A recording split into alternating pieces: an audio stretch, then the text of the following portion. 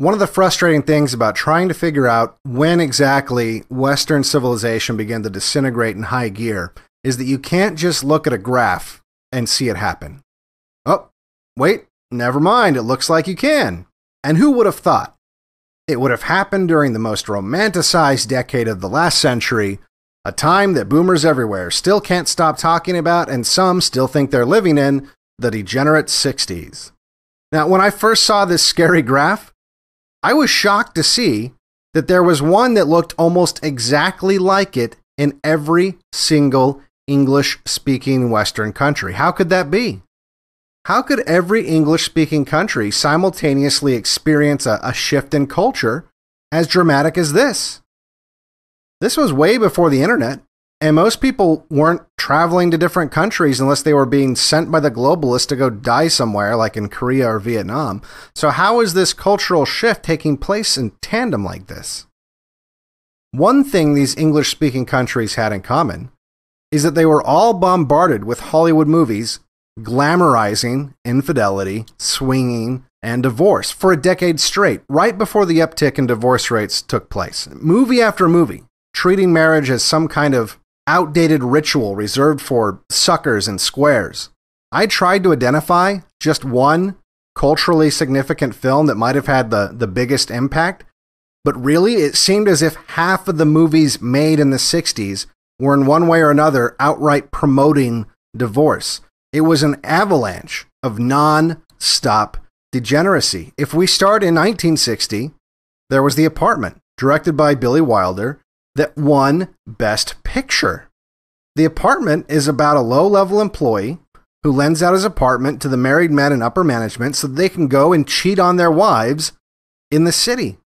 The whole thing is very nonchalant, and the idea that any of these men should feel ashamed for cheating on their wives or that the women sleeping with them should feel ashamed never even enters the film, not once.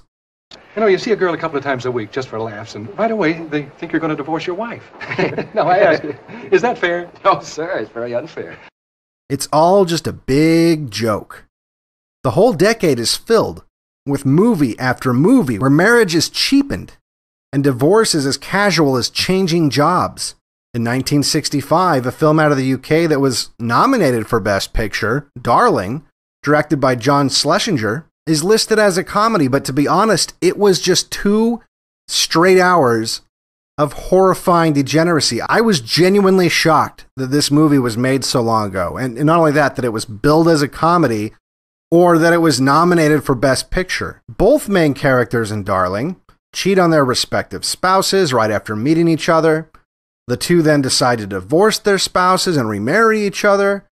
But then the film's main character, probably the prototype of the strong, independent woman, goes on to sleep with almost everyone she can.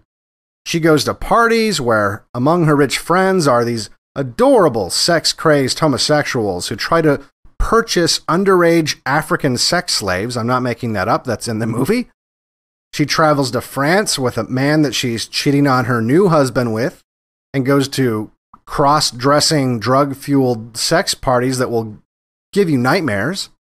Then, after her new husband finally throws her out, she romps around Italy with her bisexual friend and has sex with even more random people. But then, after the obligatory shot at Christianity, of course, her character ends up marrying a prince. But don't worry, she's not really happy in her mansion with the literal prince, so it's okay. I'm sure that the audience will learn the right moral lesson here, that if you treat marriage vows as merely suggestions and the rest of the world as a sexual playground, you might get stuck in a big empty house with servants and a prince that doesn't quite live up to your standards.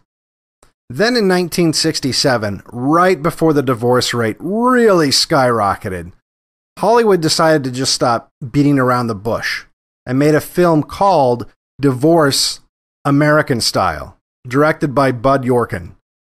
Now, in Divorce American Style, they decided to cast Dick Van Dyke, who the world knew as the all-American husband from the Dick Van Dyke Show, just a decade prior. I mean, I grew up watching reruns of the Dick Van Dyke Show, where he played a responsible father who provided for his child and his homemaking wife, Mary Tyler Moore, but now, in an apparent effort to destroy this example of a happy family, the film opens with a scene where all the men are coming home from work, and we see that the happy home depicted in the Dick Van Dyke Show was all just a sham.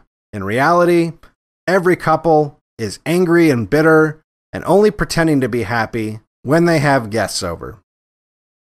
Also, as a side note and as proof that the 1960s didn't just ruin marriage, I want to play a quick line from the movie where Dick Van Dyke is complaining to his wife that he spent way too much money on this house so that she could be happy, and he paid a whole...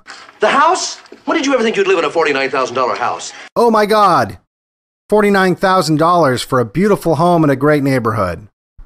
The horror. Anyway, after a trivial fight with his wife, Dick Van Dyke's character meets with a friend at a bar. His friend, after discovering that he's only had sex with his wife and has never cheated, gets him liquored up and takes him to a prostitute because, hey, everyone does it. Dick Van Dyke's character refuses and goes home and tells his wife. His wife overreacts, freaks out, and the next morning is already on the phone with a divorce lawyer. The dark aspect of this film is not only the glib way in which they depict divorced men as being financially ruined by their ex-wives. One of the characters has even resorted to bringing men over to his ex-wife's home that he pays for to try to get her married off so he can stop paying the alimony. Oh, and by the way, it's not her fault. But it's not Nancy's fault, old man. She didn't write the divorce laws. It's his fault for having been such a good provider for her when they were married. Look, I know we're spoiled, but it's Nelson's fault. He was too good a provider. But that's not the darkest part. The darkest part is the way in which they depict the effect on children is actually being a positive thing. Children love divorce. I thought kids are positively traumatized by this kind of thing. Mom, you want us to be traumatized? A lot of kids at school come from broken homes. Anyway, it's no big deal. If anything, it just makes your family bigger and more fun with everyone's ex-spouse and current spouses all financially relying on the men, of course, as getting along great. It's all just a big, hilarious joke, guys. After some crazy hijinks and making fun of the financially ruined men, all of the ex-spouses get recoupled up again and are in new happy relationships. They then meet up at a bar where Dick Van Dyke's now ex-wife is hypnotized by some new age boomer shit and discovers that who she really loves is her ex-husband. He was her real true love the whole time. And right then and there, having learned how quirky and fun divorce can be, they go home as if nothing ever happened. You know, like all divorced couples do. These are just a handful of the many, many, many films in the 1960s that normalized and even glamorized divorce. And given that we have the actual statistics, I think we can finally answer the question when it comes to Hollywood. That their art is not imitating life, but instead, Americans' lives and the lives of English-speaking countries everywhere have wound up imitating their art.